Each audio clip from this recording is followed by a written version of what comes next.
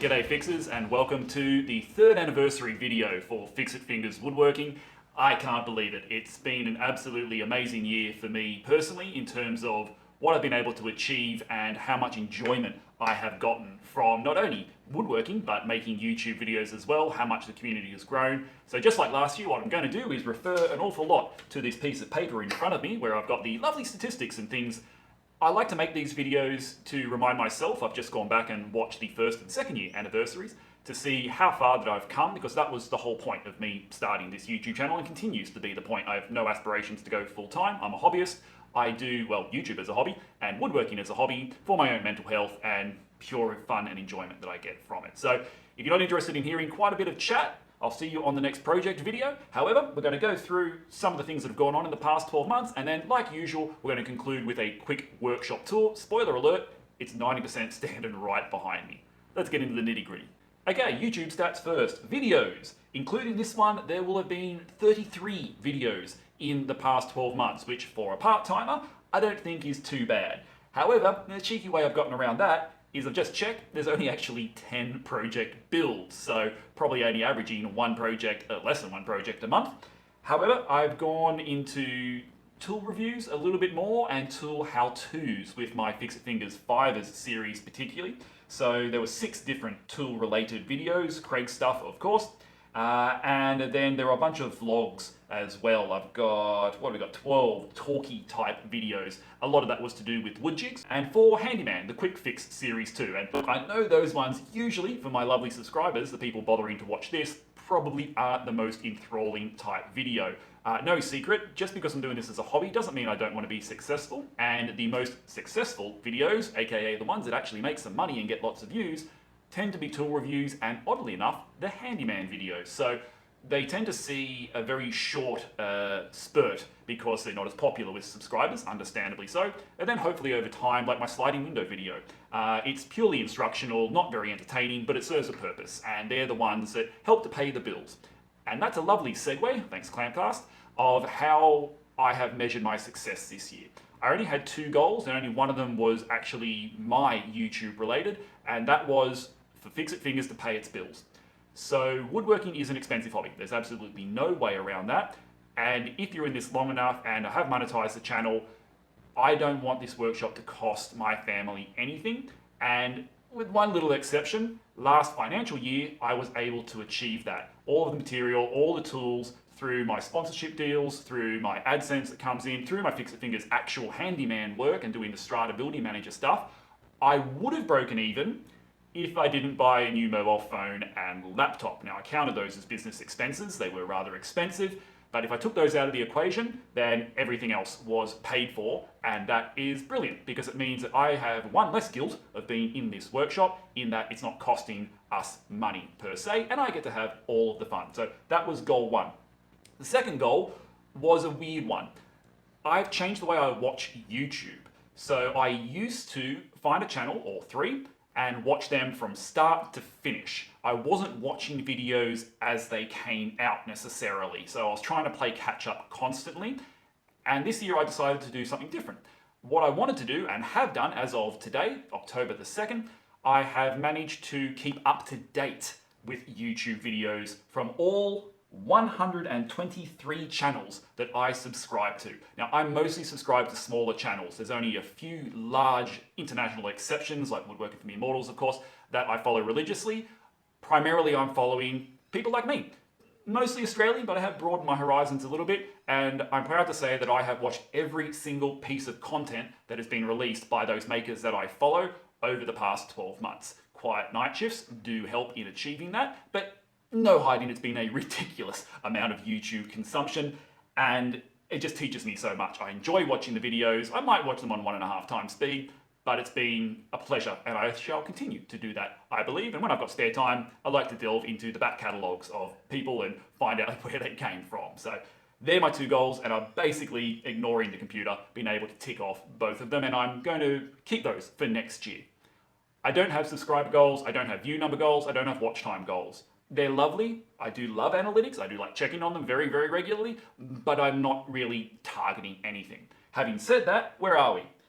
Well, a little while ago, I hit 500,000 views, which is fairly mind-boggling. I will state that half of those views come off 3 videos, which is pretty cool. And I'm currently sitting on about 4,300 subscribers, which again is absolutely massive. Woodjigs had a lot to do with that, picked up a whole bunch of subs there. So steady growth, effectively. My watch time hasn't really increased. I've been getting, over the past 12 months, the same number of hours watched. So the channel isn't growing really from that perspective, but you hang around long enough, you're going to pick up a few subs, and I'd like to thank everyone who has jumped on in the past 12 months, and especially those who come back and watch the videos time and time again. I think what happens a lot is that some of my really popular videos, like how to build a wardrobe, which is soon going to be my #1 video, sliding doors, apologies, not wardrobe, people come on specifically to see that. They'll sub because hopefully they've enjoyed the video, it's been useful to them, but they're not the kind of folks who are going to come back and religiously watch the content or interact in the comments. And that's why we do that. We do this for the vanity and for the interaction with the community. So if you are one of those people who leave a comment on some or all of my videos, then thank you. You are the reason that I am still doing this.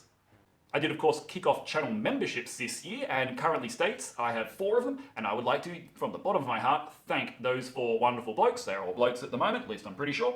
We've got Darren from Woods the Worst /2x4 /Ghetto Street Press. Get your shirts from Ghetto Street Press. While we're mentioning new things, I have uniformed up this year. Mark from Dana Made. Dana Designs, Pellet Punter, yeah, that guy, up in Townsville. He has been a huge supporter of not only my channel, but the whole bloody woodworking community. So if you don't know Mark, you've probably been under a rock if you're in Australia. Built by Chris, he's going through an awesome workshop transformation at the moment.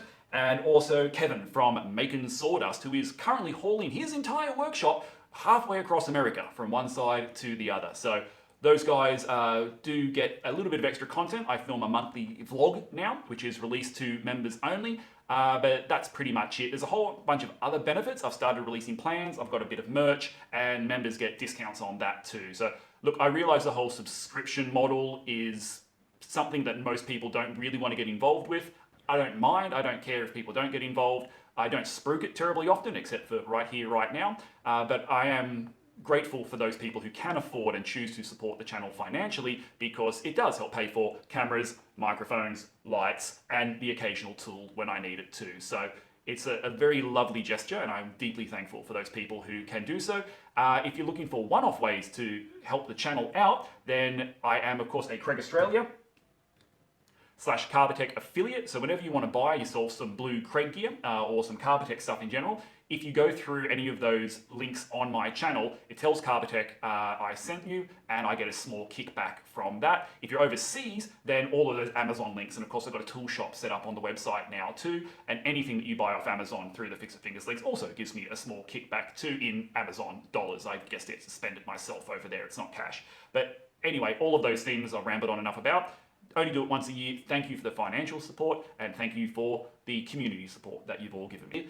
Speaking of community support, I am going to give one sponsor shout out to Carbotech /Cred. They're not really a sponsor of Fixit Fingers channel. Technically, I'm a brand ambassador for them. In other words, that I do get paid occasionally, and I always state when I get paid for sponsored content. I've literally this morning just filmed a video about the bench vise system, which I've got here in front of me, and then occasionally they send me stuff. One of the reasons I've been able to not buy very many tools this year is because the ones that I've wanted and needed, I have gotten gifted to me.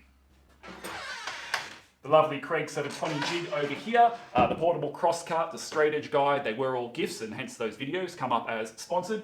These weren't gifts, I've actually bought all of this stuff, but then I have done a video for them, which they're supporting me with too. So it's a lovely relationship that I've got with Team Blue. Not that I don't use other people as well, but I am going to continually, hopefully, work with Carbotech.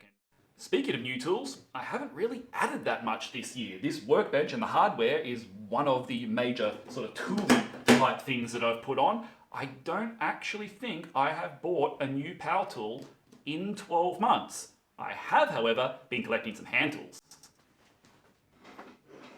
And mostly because they're from other Aussie makers. These are my check squares from Dana Made. Oh, love this one. Vando, relatively new on the Woodworking Australia scene, on Instagram primarily. That's a sexy, sexy mallet. Vando's Woodshop. Sliding bevel gauge from Vippen at Vippen Envisage Design. Very lovely there. And of course, Mr. Stabby McStabface from 2x4 /Woods the Worst, Darren. And I love, well, poking things with it. It's sexy as. There are probably a few small things that I'm missing, but honestly, the workshop's in a pretty happy place right now. So I haven't had to add any major tools to it. This workbench really, I don't really call it a tool, but it's the game changer for me as far as my workflow is concerned. I usually use that little Ryobi bench, and I still will for cutting and things like that, but the versatility of this thing and the nice height that it's at is just something I've never had before. It's of course on wheels, and it's going to open up a world of options for me. Tick, tick, tick, tick, tick, tick, tick. Tool time! Okay, let's start on the old side of the workshop, and nothing here has really changed. Unfortunately, we lost my poor lovely guinea pig Mousie at Easter this year, and so her hay box has now been emptied and turned into jig storage, and that's been the only real sad news as far as I'm concerned this year. We have got the dust extraction, which is still hooked up to the Mitre saw, nothing terribly new there. Up here, I've still got the K5, haven't decided if I'm going to get rid of that, and of course the workshop blower. It does have a few useful features like the removable block, which the new 720 doesn't do, so I may keep that hanging around just yet. Over here has been a bit of a change because that pegboard area is now pretty much vacant. It's just got some junk sitting on there at the moment. The sticker walls have continued to grow. Lots of new maker exchanges going on there. And this area I'm going to turn into small parts storage. I'm still working through the Woodworking for Mere Mortals paid course, and one of them is a small parts storage. So currently my screws are all up in the boxes there, and I want to build a bunch of drawers just to make them more accessible. I'll be covering up that pegboard, but all those tools have a new home, which we'll see in a second. Clamp rack has had a few minor extensions put on there as I've picked up a couple of extra bits and pieces. And this is probably the next area of the workshop to be developed, this little storage type of junkyard at the moment. I do have some plans in there, which may rhyme with brilled dress. That was the best I could come up with on the fly. Little Ryobi bench keeps on kicking on. And then I've got all the scabbed timber and the things that currently don't have a home. I might have to build something to store those tracks a little bit better. Moving around is the never-ending list. Oh! And Gunfire came home. If you missed the saga of the couriers and all that, it never made it where it was meant to go to the client, so I decided to keep it, because I like it. It might be an ugly piece of crap, but it's mine. Moving past the router table, and onto the bench.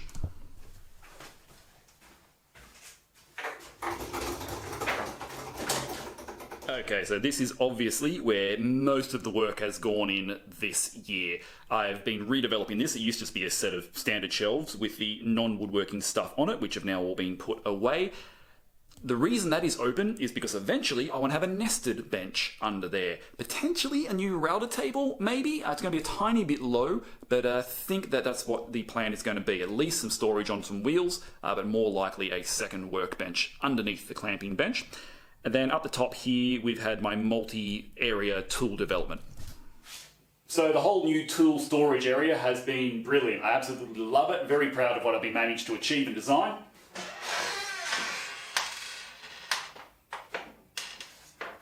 Starting with the tool cabinet, pegboard for all the power tools. Got a few more that I want to add on there in the next 12 months perhaps. And then French cleats on either side for the smaller hand tools.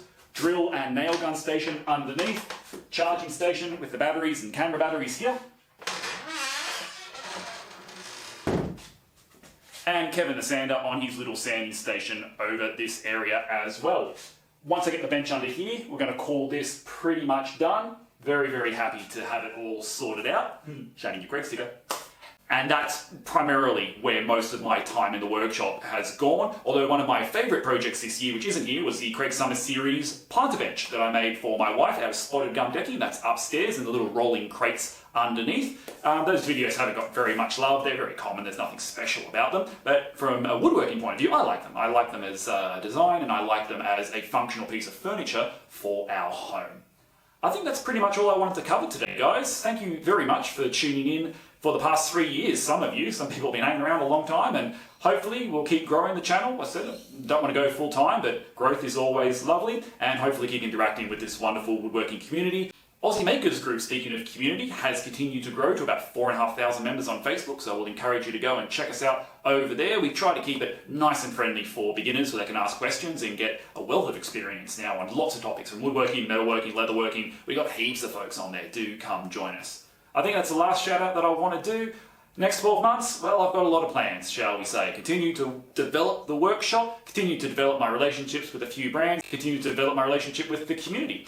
Timber Tools and Artisans is another group that I am partnering up with very soon for a few exciting things. So I hope that you continue to enjoy the content that I put out. And if you don't, just tell me. Send me a message and say, James, this is crap. I want you to do this. I may not pay attention to you, but I will take it under notice. Alright guys, or fixers, as I have been encouraged to do, brand all the things.